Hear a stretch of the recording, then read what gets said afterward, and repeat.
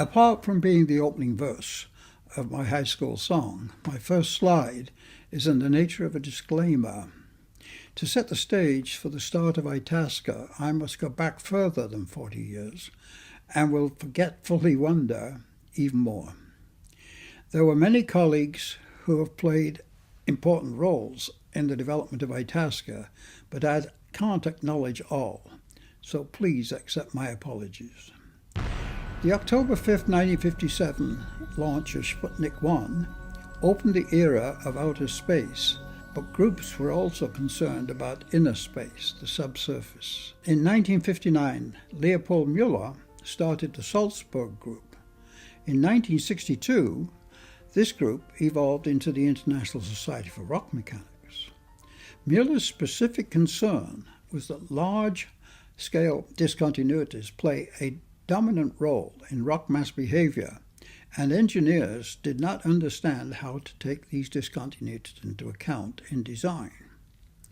I had arrived at the University of Minnesota in June 1956 to start research on how to penetrate taconite, a very hard iron ore.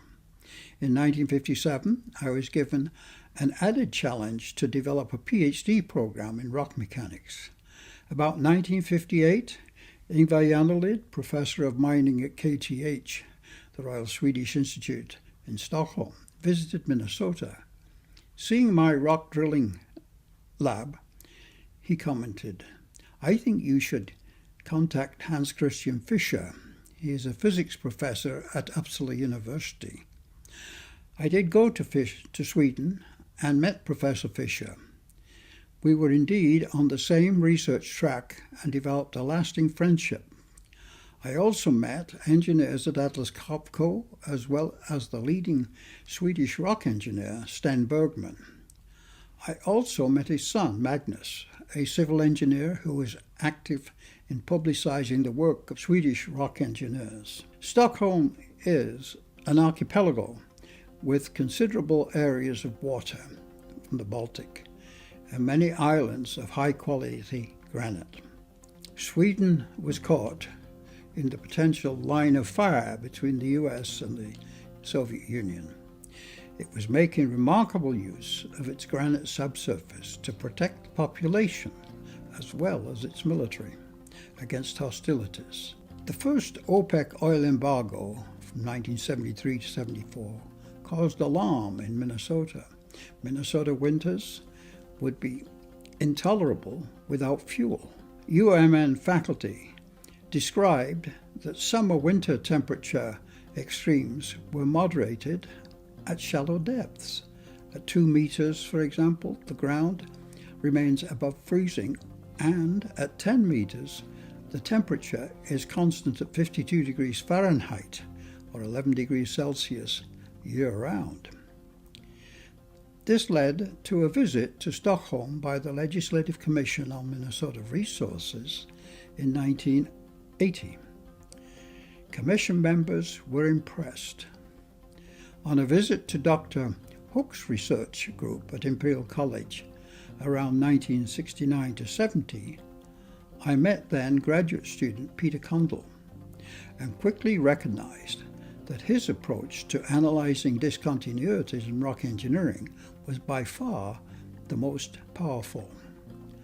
I offered Peter a position as assistant professor at the university.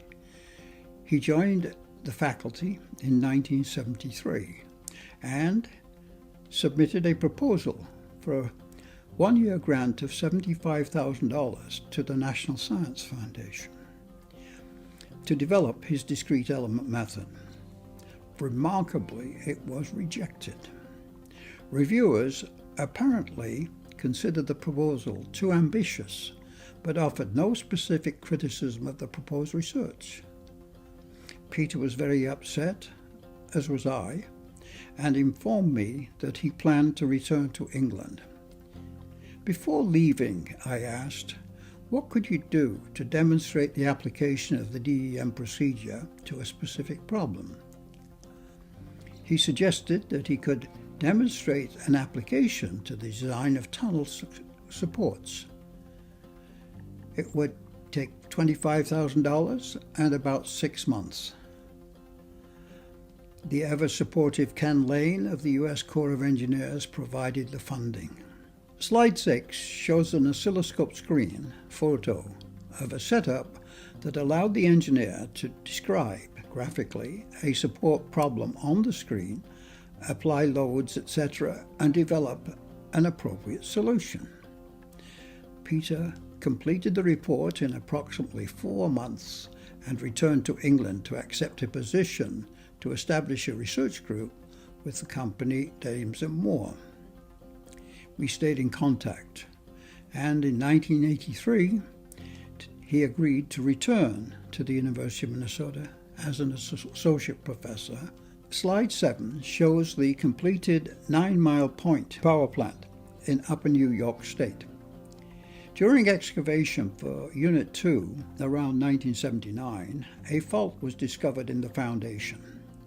Dames and Moore, the general consultant, was concerned that the fault may slip in the event of an earthquake and compromise the safe operation of the unit. I was invited to participate as a consultant to Dames and Moore. The manager was John Markham. John impressed me. He was an excellent manager. He also knew and admired Dr. Kundal. Peter conducted a DEM analysis of the fault issue. It was concluded that the fault posed no problem. Towards the close of the project, I told John of my thoughts about establishing a consulting group to build on the rock mechanics expertise at the UMN and the underground space expertise of both Sweden and Minnesota. Magnus had organized 2 international conferences, Rockstore 77 in 1977, and a longer event, Rockstore 80 in 1980, that described a wide variety of subsurface uses worldwide. I persuaded John and Magnus to meet me in Minneapolis in 1980. Maxwell of Pergamon Press and Vin Ryan, a contact of Magnus's, agreed to each provide $100,000 startup funding. The name Itasca, the true source, was agreed upon, and Itasca Consulting Company started its 40-year journey in 1981. We all owe a great debt to these 2 wonderful colleagues. At the time, the University of Minnesota Rock Mechanics program had just graduated its 20th PhD, Dr. Roger Hart. Mark Christensen was pursuing graduate studies in rock mechanics also, and he agreed to join. Several other students and faculty also joined the effort with enthusiasm. Concern for energy security and underground space faded when the OPEC embargo was lifted. Funding for underground space projects quickly dried up. Eventually, Magnus decided to return to Sweden and develop an Itasca office there. One final note. Itasca is now recognized internationally for the technological leadership. It is well positioned to take advantage of developments such as massively parallel processing, artificial intelligence, the Internet of Things, and other developments. To this observer, Itasca International Incorporated has clearly demonstrated that no one country and no one gender has a corner on intelligence and ability. It is this feature of III that must be preserved. Future success will then be assured. I trust that you have found this very compressed account of the past 40 years to be of interest, and I hope Itasca continues to bring in the kind of people that have always allowed me to walk into their office unannounced, interrupt their train of thought, smile, and then present them with a problem, and even later show me their proposed solution. Thank you very much for an enjoyable 40 years, and here's to an equally successful continuation.